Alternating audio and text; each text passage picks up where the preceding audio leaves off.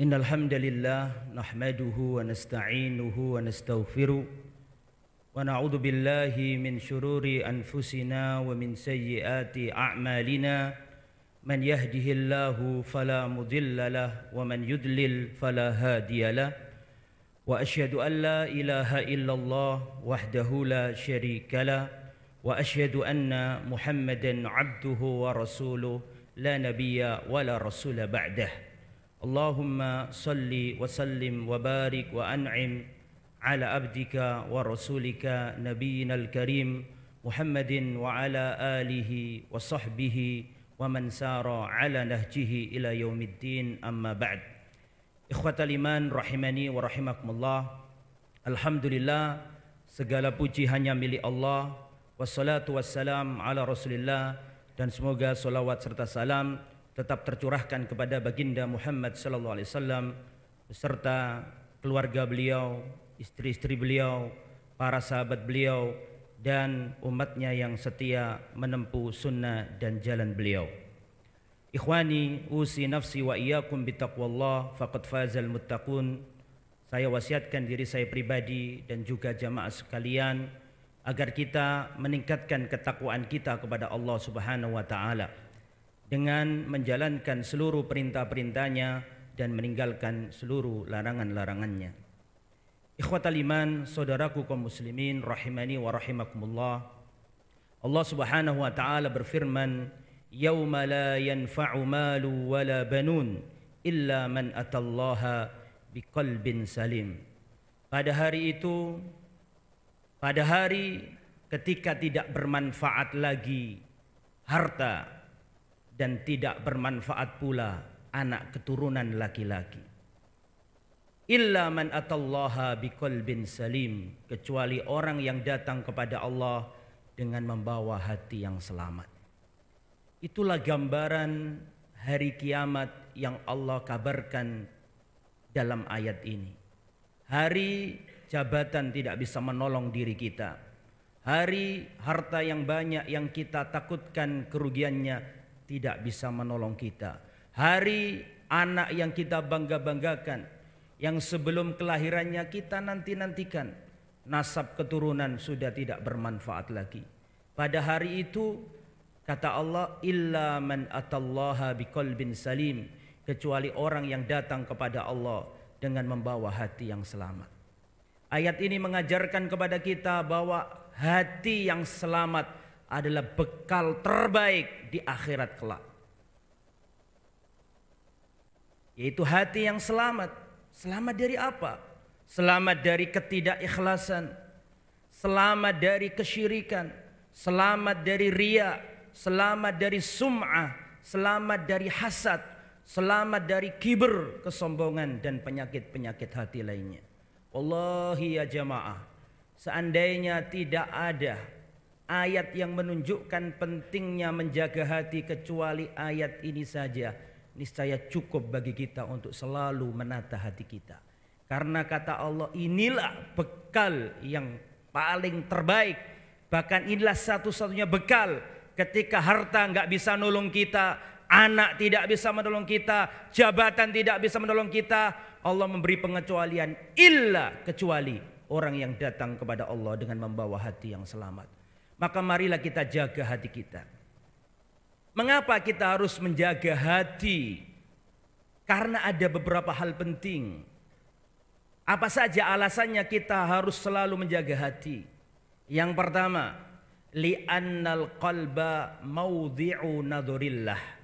Karena hati adalah objek pandangan Allah. Yang dilihat Allah dari diri kita bukan rupa-rupa kita, harta kita, jabatan kita, tidak. Rasulullah sallallahu alaihi wasallam bersabda dalam hadis riwayat Imam Muslim, "Innallaha la yanduru ila suwarikum wa amwalikum." Allah tidak melihat wajah dan rupa-rupa kalian. Wa amwalikum, Allah tidak melihat harta-harta kalian. Walakin yanduru ila qulubikum, tetapi Allah melihat hati-hati kalian. Wa a'malikum, dan amal-amal kalian. Wallahi, seandainya ukuran kebaikan adalah wajah, niscaya Bilal bin Rabah adalah di antara deretan hamba-hamba Allah yang celaka dan binasa. Tetapi tidak, meskipun beliau berkulit hitam, berambut keribu, tetapi Rasulullah mengabarkan, bahkan mendatangi Bilal dan mengatakan, "Ya Bilal, amalan apa yang kamu lakukan sehingga tadi malam aku mendengarkan suara alas kakimu di surga?" Allah tidak melihat wajah kalian. Abu Lahab dalam riwayat dikatakan ganteng rupawan, kegantengannya tidak bisa menyelamatkan dirinya.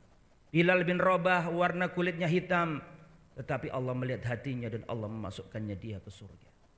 Dan Allah tidak melihat harta-harta kalian. Naam, di dunia mungkin hartamu membuatmu bangga, tapi di akhirat tidak bermanfaat. Harta yang kau jaga betul, jangan sampai terkuras, bahkan jangan sampai rugi sedikit pun. Ketahuilah tidak bisa menolongmu pada hari kiamat, kecuali hatimu.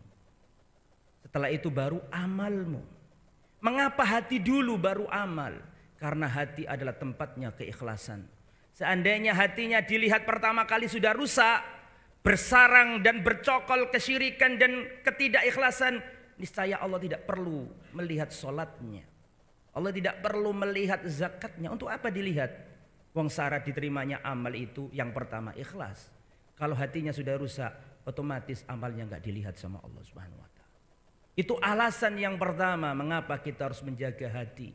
Li'annal qalba awal maudhi'in nadharillah. Karena hati kita adalah yang pertama kali dilihat oleh Allah sebelum yang lain dari diri kita. Yang kedua, mengapa kita harus menjaga hati kita? Li'annal a'mala tatafadalu bitafaduli ma fil qulub. Karena besar kecilnya pahala ditentukan apa yang ada dalam hati, bukan amal itu sendiri. Abdullah ibn Mubarak rahimahullah mengatakan, "Rubba amalin sahirin tu'azzimuhun niyah." Bisa jadi amalan itu kecil, tapi besar di mata Allah karena niat pelakunya. Wa rubba amalin kabirin tusahhiruhun niyah. Dan bisa jadi amalan itu besar di mata manusia, wah, tapi kecil di mata Allah, bahkan hilang di mata Allah karena niat pelakunya. Niat ya ikhwatal iman, ikhlas ya ikhwatal iman, rahimani wa rahimakumullah. Bahkan Rasulullah SAW mentakkid perkara hati ini hingga Rasulullah bersabda, "La tasubbu ashabi," jangan kalian mencela para sahabatku. "Lau anfaqa ahadukum mithla Uhudin dhahaba ma balagha mudda ahadihim wala nasifa." Jangan sesekali kalian mencela para sahabatku. Wallahi demi Allah, seandainya kalian berinfak sebesar gunung Uhud berupa emas, tidak akan mampu mengalahkan satu mud atau setengah mud sodakohnya para sahabat. Tidak akan mampu. Kalau pakai kalkulasi berat kecilnya amal, tentu emas seberat gunung Uhud yang lebih besar pahalanya. Sedangkan satu mud itu sedikit banget, atau setengah mud sedikit banget.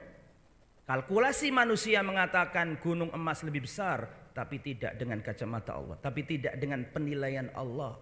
Bisa jadi ya yang sedikit.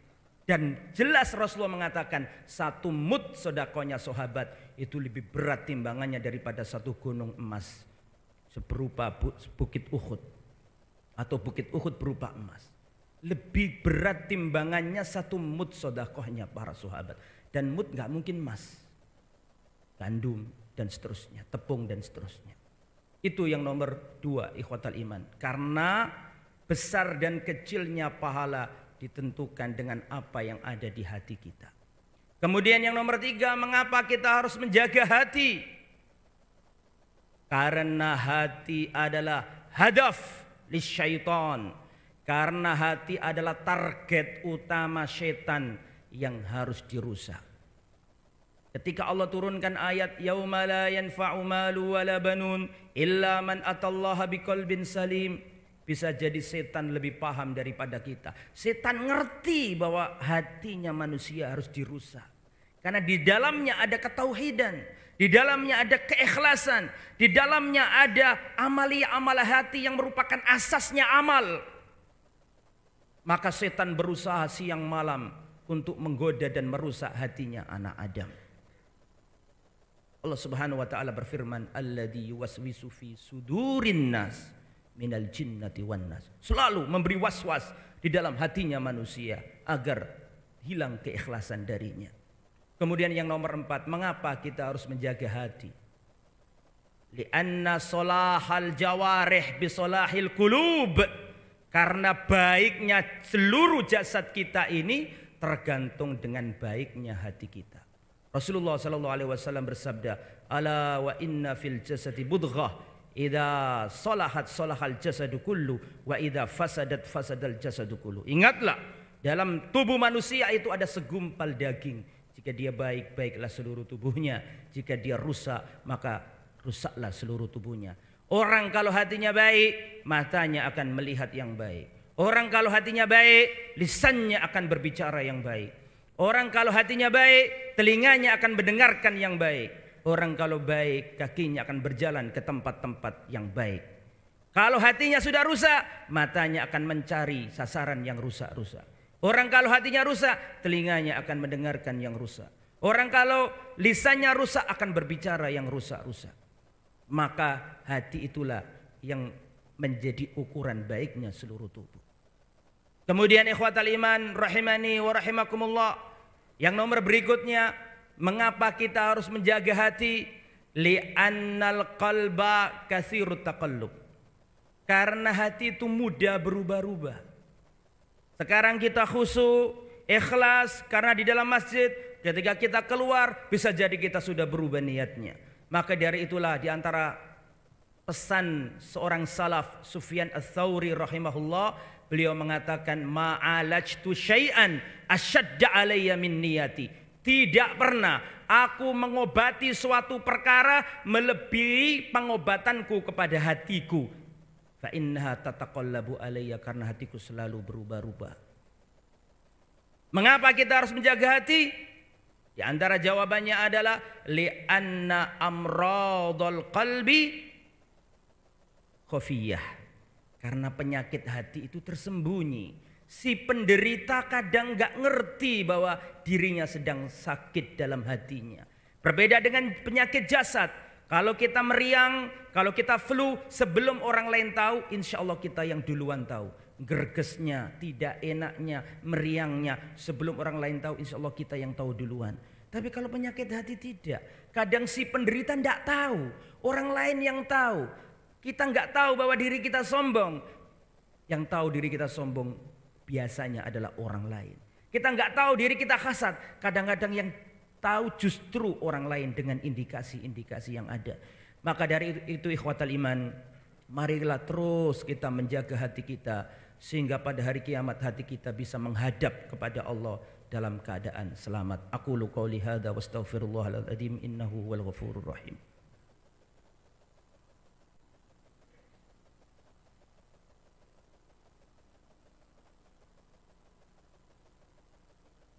Alhamdulillah, wassalatu wassalamu ala Rasulillah wa ala alihi wa sahbihi wa man wala, wala haula wala quwata illa billah, amma ba'd.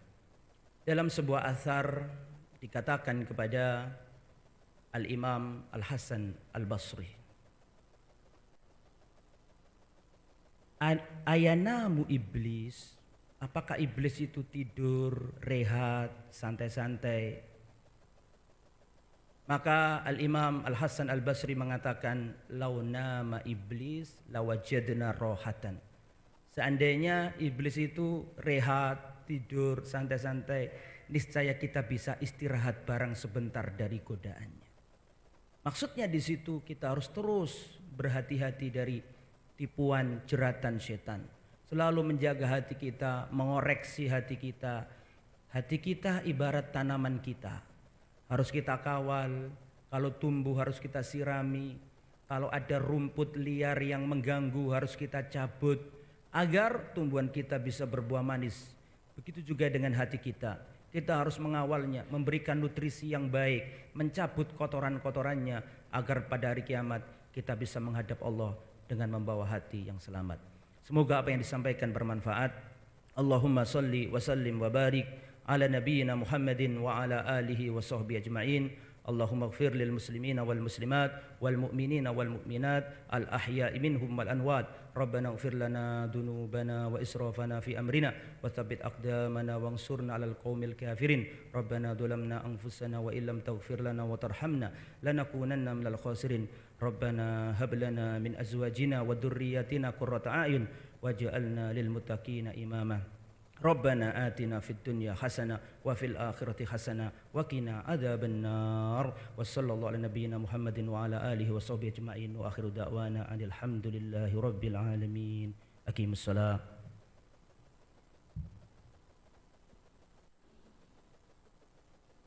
Allahu akbar, Allahu akbar.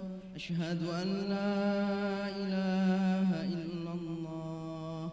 Asyhadu anna Muhammadar Rasulullah. Hayya 'alas salah, hayya 'alal falah. Qad qamatis salah, qad qamatis salah. Allahu akbar, Allahu akbar. La ilaha illallah. Tahu Rasul tadilu, mohon saf diluruskan dan dirapatkan. Allahu akbar. Subhanakallah.